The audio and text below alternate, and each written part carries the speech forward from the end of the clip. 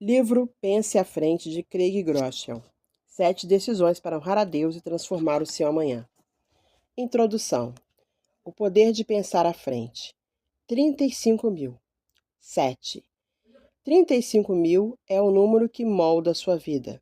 7 é o número que permitirá que você recupere sua vida.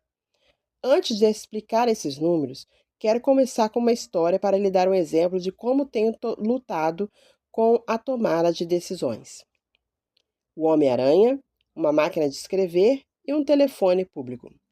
Estávamos no início dos anos 1990, eu tinha 20 e poucos anos.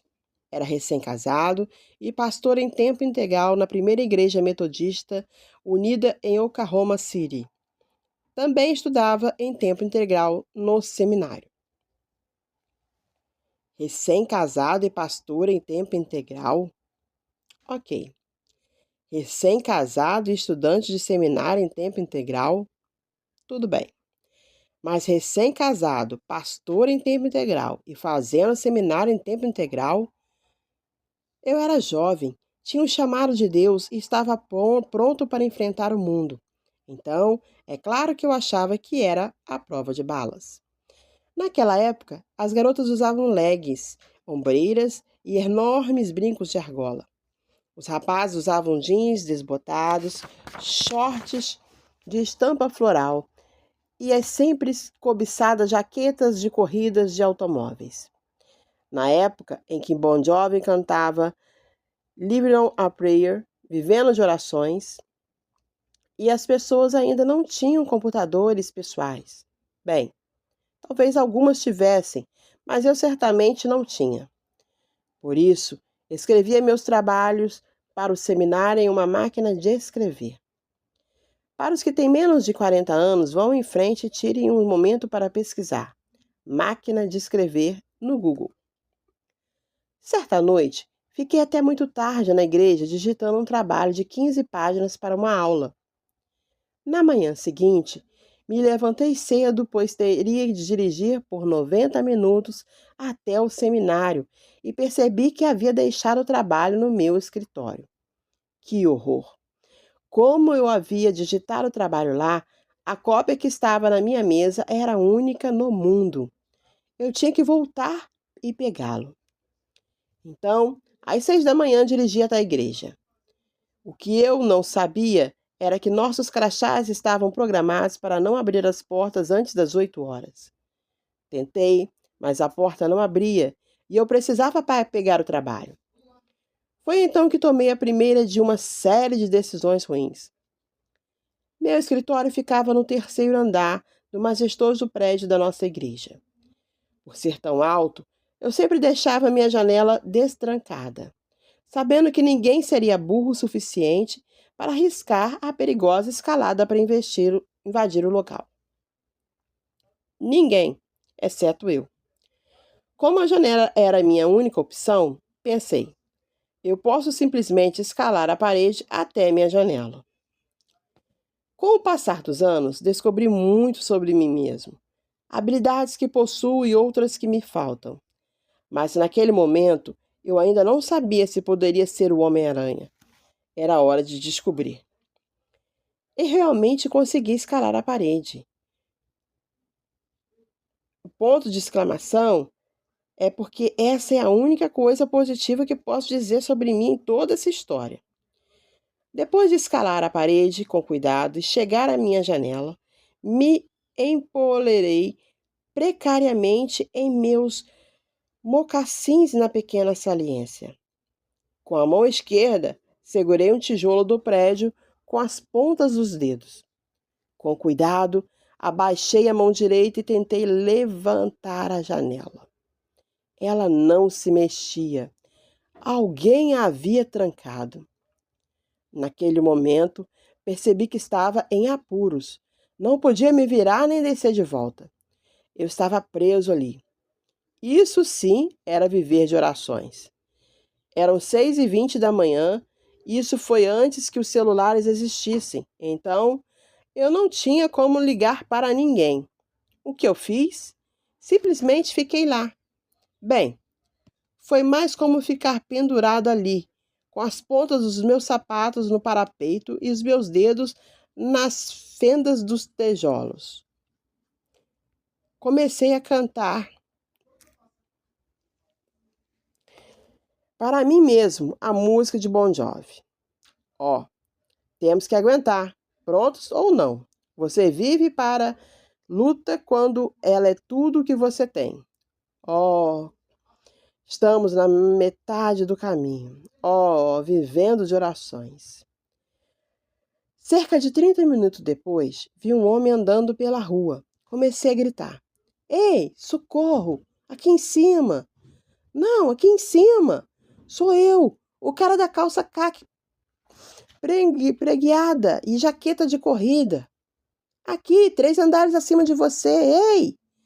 Finalmente, o estranho, aparentemente com deficiência visual ou de direção, me viu e gritou que iria buscar ajuda. Como? Ele tinha de encontrar um telefone público. Para quem tem menos de 30 anos, pesquise telefone público no Google. Evidentemente, ele encontrou um, porque o corpo de bombeiros rapidamente apareceu para tirar o pastor Drake da parede do 3º andar do prédio histórico da igreja. Por que eu estou lhe contando tudo isso? Para que você saiba que posso ser péssimo em tomar decisões. Detesto lhe dizer isso, mas é bem provável que você também não seja bom nisso. Não quero que ninguém se ofenda, mas acontece que todos nós podemos ser péssimos na hora de tomar decisões. E isso é muito importante, porque é verdadeiro para qualquer um de nós. A qualidade das nossas decisões determina a qualidade da nossa vida. Vamos falar sobre a importância de nossas decisões daqui a pouco, mas agora que eu disse que nós dois podemos tomar decisões ruins, acho que devo a você uma explicação sobre por que nós fazemos isso. Os 3 inimigos das decisões excelentes. Você quer tomar ótimas decisões? Eu também quero. Talvez você até queira acreditar que, na maioria das vezes, toma ótimas decisões. Eu também quero, mas não tomamos. Todos nós podemos admitir isso, certo? Basta olhar para as evidências. Comemos mais do que deveríamos, compramos coisas que não podemos pagar, perdemos tempo, procrastinamos, dizemos coisas das quais nos arrependemos, fazemos coisas que não queremos fazer, magoamos as pessoas que mais amamos, não fazemos as coisas que queremos fazer, não comemos alimentos saudáveis, não nos exercitamos, não lemos a Bíblia nem economizamos para o futuro. Não oramos o bastante, não dizemos eu te amo tanto quanto necessário, nem diminuímos o nosso ritmo para um nível razoável. Podemos realmente ser péssimos em tomar decisões. Até mesmo o apóstolo Paulo admitiu a frustrante batalha contra as decisões. Ele foi francamente honesto em Romanos 7,19. Porque não faço o bem que eu quero, mas o mal que não quero, esse faço. Prova de que todos lutam contra essa questão. Falando em decisões ruins, você ouviu falar do homem que teve uma barata morando em seu ouvido por 3 dias, mas achou que era apenas água, de modo que continuava secando o ouvido com o secador de cabelo? Espero que sejamos pelo menos um pouco melhor que ele. Então, se quisermos tomar ótimas decisões, o que nos impede? A resposta técnica é muitas coisas. Inúmeras coisas. Mas eu vou destacar 3. Primeiro inimigo das decisões excelentes. Estamos sobrecarregados. Comecei essa introdução com o número 35.000. É aqui que ela entra em ação. Os especialistas estimam que tomamos 35.000 decisões por dia. Por dia. Uau! Isso só pode significar que nós tomamos decisões o dia inteiro, todos os dias. Tais como: se devo ou não apertar o botão soneca, se devo reservar um tempo para orar, o que vestir, o que comer, se devo fazer exercícios, se devo postar nas mídias sociais, o que postar e quais postagens devo curtir, Se devo ou não me esquivar de um colega de trabalho e, se sim, como fazê-lo? Quando verificar o e-mail e como responder a cada um deles? O que fazer hoje à noite e o que fazer no final de semana? Embora 35 mil decisões pareçam um número inacreditável no primeiro momento, quando começamos a pensar em todas as pequenas decisões que tomamos em um plano subconsciente em frações de segundo como esses, esse número enorme faz sentido. Uma coisa é certa: as decisões nunca param de chegar. É por essa razão que isso pode ser tão avassalador. Fazemos escolhas que nosso músculo de tomada de decisão fica exausto, fica cansado. Os cientistas cognitivos chamam isso de fadiga da decisão. Eles descobriram o seguinte: à medida que o número de decisões aumenta, a qualidade das decisões diminui. Um grupo de especialistas ofereceu a seguinte explicação: as pessoas que sofrem de fadiga da decisão demonstram uma capacidade prejudicada de fazer concessões. Preferem um papel passivo no processo de tomada de decisão e frequentemente fazem escolhas que parecem impulsivas ou irracionais. Isso explica por que você pode tomar decisões difíceis e sábias o dia todo no trabalho e à noite comer demais e perder várias horas na frente de uma tela. É porque se cansou de tomar boas decisões. Ou talvez esteja fazendo uma série de escolhas financeiras sábias porque quer economizar dinheiro, mas do nada faz uma compra irracional da qual se arrepende mais tarde. Você se pergunta: como pode ser tão insensato? Por que fiz isso? A resposta é a fadiga da decisão. O primeiro inimigo de uma excelente tomada de decisão é o fato de sermos bombardeados com muitas decisões. Em suas tomadas de decisão, você se sente sobrecarregado? Cansado? Segundo inimigo das decisões excelentes, temos medo. Não nos preocupamos se devemos comer aveia ou iogurte no café da manhã, mas quando se trata de decisões mais importantes, geralmente temos medo de fazer a escolha errada. Devo comprar esse carro? Devo aceitar essa oferta de emprego? Devo me mudar? Já ouviu falar da paralisia da análise? Analisamos todas as opções e ficamos paralisados por medo de tomar a decisão errada.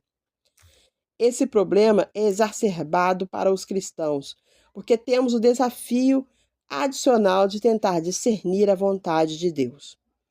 Portanto, há sempre a difícil questão de qual é o certo a se fazer, e ainda mais complicada pelo medo de que possamos perder o plano de Deus. Por exemplo, e se eu puder perder a situação perfeita que Ele tem para mim?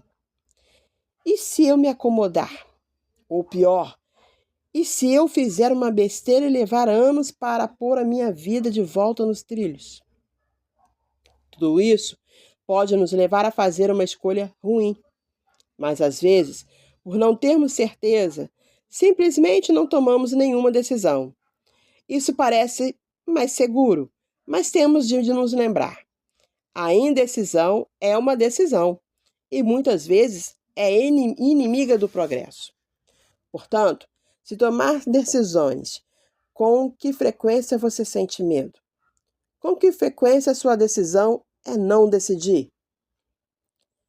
Terceiro inimigo das decisões excelentes: somos emotivos.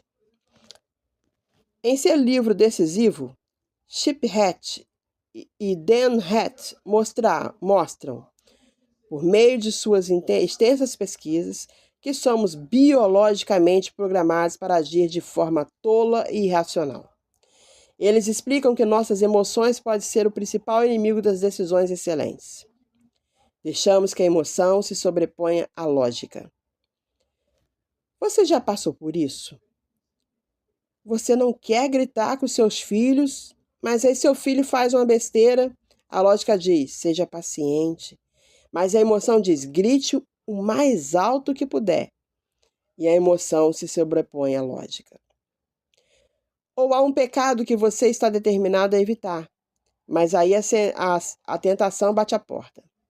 A lógica diz: fazer isso não é saudável e desonrará a Deus. Mas a emoção diz: vamos nos divertir. A emoção se sobrepõe à lógica. Para tomar grandes decisões, precisamos pensar no futuro e nos perguntar: quais são as consequências dessa escolha? Em que caminho essa decisão me leva? Em que caminho essa decisão me coloca? Mas as emoções normalmente nos dão um foco míope no aqui e agora. O interessante é que muitas vezes passamos muito tempo analisando decisões sem importância. Qual série da Netflix devo maratonar em seguida? Mas tomamos decisões importantes. Devo assistir a pornografia? É um impulso emocional. Um exemplo pessoal embaraçoso. Certa vez passei horas pesquisando uma compra na Amazon. A grande decisão? Comprar a versão de $7 com a classificação de 5 estrelas ou a versão de $6 com a classificação de 4,5 estrelas. Comecei a ler todos os 4.328 avaliações para determinar a escolha mais sensata. Mas quando se trata de decisões críticas, muitas vezes deixo minhas emoções tomarem conta e reajo no momento, como decidir escalar um prédio de 3 andares. Obviamente, há forças trabalhando contra a nossa capacidade de fazer escolhas sábias. Então, em determinado dia, quantas decisões você toma com base em suas emoções? Vamos parar e analisar. Como a qualidade das nossas decisões determina a qualidade da nossa vida, precisamos entender os 3 inimigos das escolhas excelentes: sobrecarga, medo e emoção.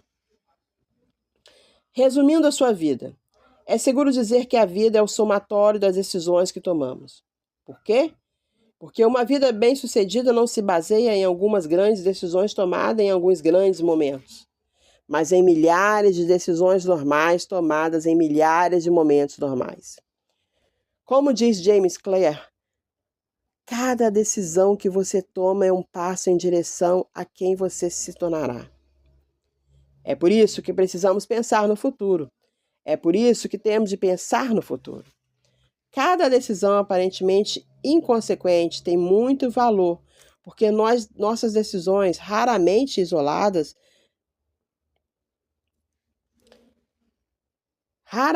elas são isoladas. Já notou como as boas decisões tendem a se concentrar na direção certa e as más decisões tendem a se concentrar na direção errada?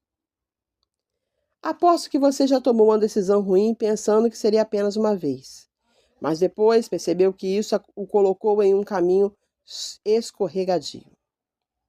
Parecia que essa escolha lhe dava a permissão para continuar fazendo a mesma escolha ou outras igualmente ruins. De alguma forma, sua decisão ruim se multiplicou. Você também tomou boas decisões que pareciam isoladas, mas não eram. Sua escolha parecia normal, mas na verdade era enorme. Fez a escolha certa e de alguma forma ela teve um efeito cumulativo.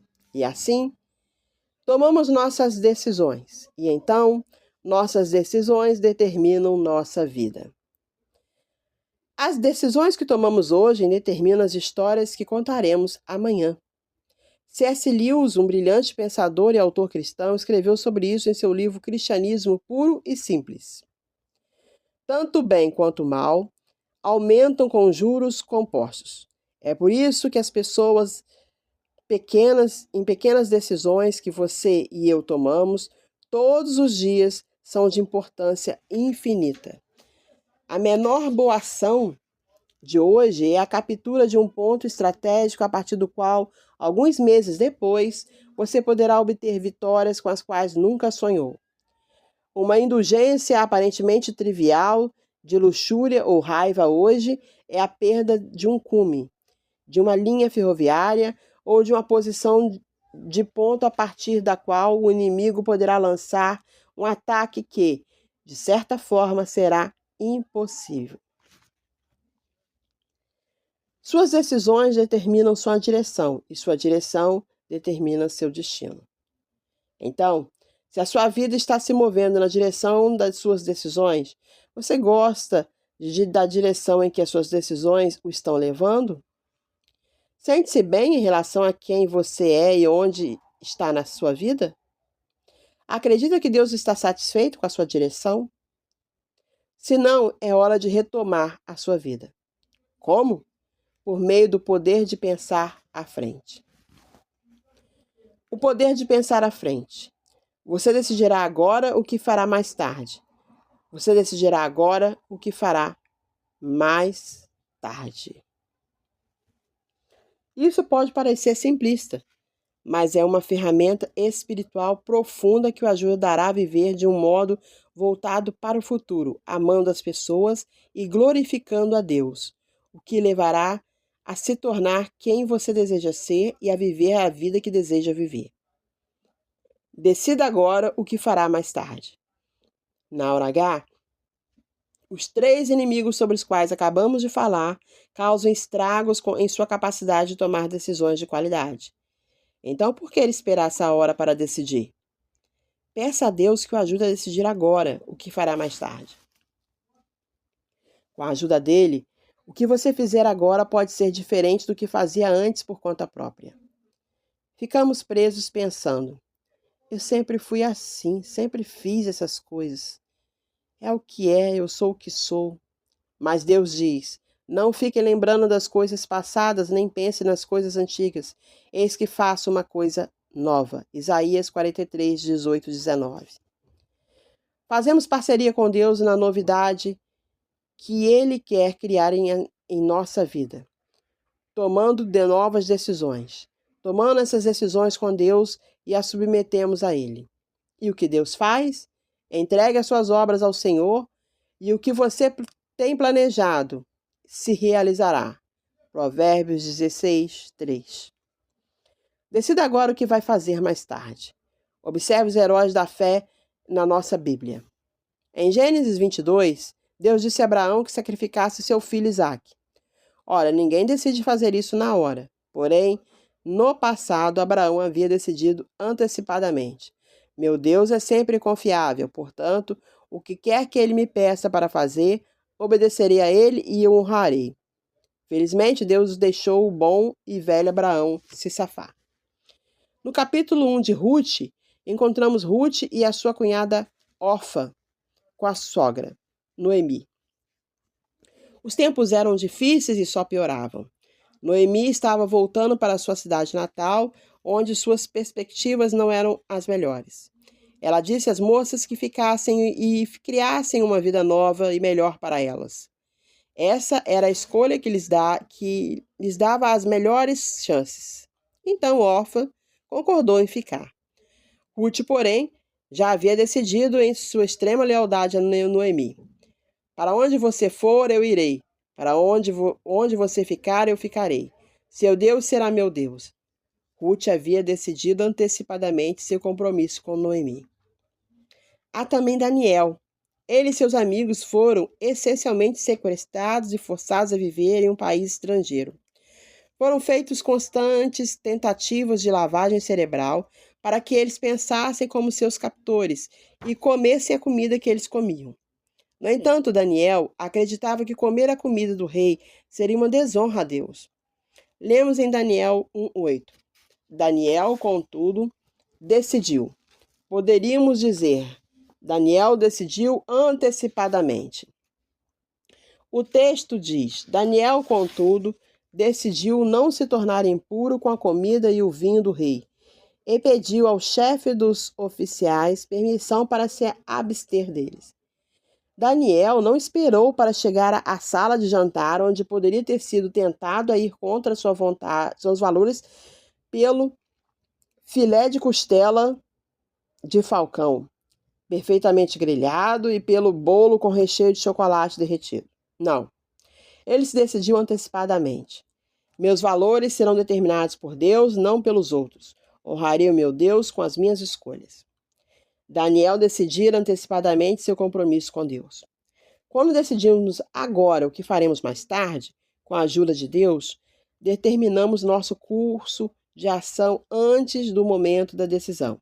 Será assim: quando for confrontado com tal situação, eu já terei me decidido antecipadamente a fazer isso. Portanto, quando eu começar a me preocupar, lerei 1 Pedro 5,7. Orarei e entregarei o fardo a Deus. Ou quando me sentir tentada a fazer uma compra impulsiva de mais de $50, esperarei pelo menos 3 dias antes de decidir se vou comprar. Ou quando eu escrever um e-mail com raiva, vou refletir um bom tempo sobre ele antes de me decidir se o envio ou não. Se você começasse a aplicar tudo o que discutimos até agora na tomada de decisão antecipada, com isso poderia afetar positivamente sua vida? Aqui estão 3 benefícios imediatos. Pensar à frente reduz o número de decisões a serem tomadas.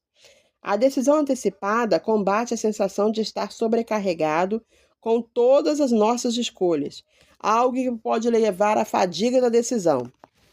Steve Jobs era famoso por usar a mesma roupa todos os dias. Será que ele realmente gostava tanto assim da sua camisa preta de gola alta e do seu jeans leves 501 e do tênis New Balance? Não. Ele sabia que o fato de não ter que escolher as suas roupas todos os dias liberava energia para decisões mais importantes. O bilionário Ray Dalio, gestor de fundos de cobertura, escreveu um livro sobre a decisão antecipada. Em seu livro, Princípios, Vida e Trabalho, Dalio escreve: sem princípios, seríamos forçados a reagir a todas as coisas que a vida lança e a cada um de nós, individualmente, como se estivéssemos experimentando cada uma delas pela primeira vez. Ele continua: usar princípios é uma forma de simplificar e melhorar suas tomadas de decisão. Isso permitirá que você reduza enormemente o número das decisões a serem tomadas. Estimo que algo em torno de 100 mil, e o levará a tomar decisões muito melhores. Pensar à frente reduz o medo de tomar a decisão errada. Muitas vezes fazemos escolhas ruins porque somos movidos ou impelidos pelo medo. Temos medo por um bom motivo, porque conhecemos o nosso histórico e sabemos quanto precisamos lutar contra nós mesmos no momento de decisão. No entanto, pensar à frente reduz o nosso medo. Por quê? Porque baseamos nossas decisões em nossos valores. Descobrimos com antecedência o que é importante para Deus e decidimos o que é importante para nós, nos comprometendo a tomar decisões que honrem nossos valores. Nas próximas páginas, espero ajudá-lo a encontrar clareza sobre o que é importante para você. Descobriremos que quando nossos valores são claros, nossas decisões as tornam mais fáceis. Pensar à frente evita que as emoções assumam o controle. Queremos viver uma vida sábia e que honre a Deus, mas na hora da verdade, nossas emoções muitas vezes assumem o controle e sequestram nossa capacidade. É por isso que precisamos decidir antes do momento. Dessa forma, nossas emoções não têm direito a voto. Está comprovado que esse conceito é a chave para fazer o que se quer fazer. Peter, professor de psicologia da Universidade de Nova York, revisou com 94 estudos que analisaram a eficácia da decisão antecipada de pessoas que realmente implementam suas melhores intenções. Ele concluiu que ter metas não é garantia de sucesso, pois não leva em conta suas barreiras que surgirão ao longo do caminho. Então, o que garantiu o sucesso? Ter decidido antecipadamente o que fazer ao se deparar com essas barreiras. Em outro estudo, 368 pessoas em reabilitação ortopédica foram divididas em 2 grupos. Um grupo estabeleceu metas, o outro estabeleceu metas e, além disso, decidiu antecipadamente o que faria para alcançá-las. Somente as pessoas do segundo grupo atingiram suas metas. Quando decidimos antecipadamente, permitimos que a lógica se sobreponha à emoção. 7. Você pode estar se perguntando o que devo pensar à frente. Parece que as opções são infinitas. Quero dizer, será que preciso usar a mesma roupa todos os dias como Steve Jobs? Se sim, ela precisa ser tão monótona? No início dessa introdução, citei 2 números, 35.000 e 7. Eu disse 35.000 é o número que molda a sua vida. 7 é o número que lhe permitirá retomar a sua vida. Agora que expliquei os 35.000 em detalhes, chegou a vez do 7. Quero oferecer 7 decisões antecipadas que definem a vida, as quais todos nós precisamos tomar. Você pode optar por acrescentar outras, mas acho que verá nas próximas páginas porque elas são tão fundamentais na nossa caminhada. Para começar, quero ser um pouco mais honesto com você do que é confortável para mim. Embora eu siga Jesus e seja pastor, tenho notado algumas características negativas em mim. Estou despreparado. Muitas vezes não estou preparado espiritualmente. Satanás é o inimigo da minha alma. Ele me ataca em todas as oportunidades. Nesses momentos, às vezes, estou com minha guarda baixa. Amo a Deus de todo o coração e realmente quero seguir a Jesus, mas na verdade preciso decidir isso a cada momento. E acho que em muitos momentos minha devoção fica aquém do esperado. Sou egoísta. Não quero ser, mas sou. Por ser egoísta é mais fácil para mim querer receber do que dar. Estou comprometido com a missão que Deus nos deu, porque estou convencido de que todos precisam de Jesus. Contudo, receio que, em vez de me sentir impelido a compartilhar as boas novas do amor de Deus, muitas vezes posso ser egoísta com relação a isso. Sou inconsistente. Começo na direção certa, mas é muito fácil para mim mudar de rumo e acabar fazendo a coisa errada. Quando as coisas ficam difíceis, tenho vontade de desistir e abandonar. Muitas vezes, simplesmente me afastar parece ser a melhor opção. Agora que a minha confissão terminou, posso perguntar: você se identifica com algum dos meus problemas? Eu me descrevi, mas será que também o descrevi? Se sim, tenho certeza de que, assim como eu, não é desse jeito que você quer ser ou como quer viver. Está pronto para pensar no futuro e recuperar sua vida? Nós podemos, por meio de 7 decisões antecipadas, definir nossas vidas. Primeira, estarei pronto. Segundo, serei dedicado. Terceiro, serei fiel. Quarto, serei um influenciador. Quinto, serei generoso. Sexto, serei consistente. Sétimo, serei um finalizador. Você está pronto para escolher em quem se tornará? Para viver a vida que quer viver?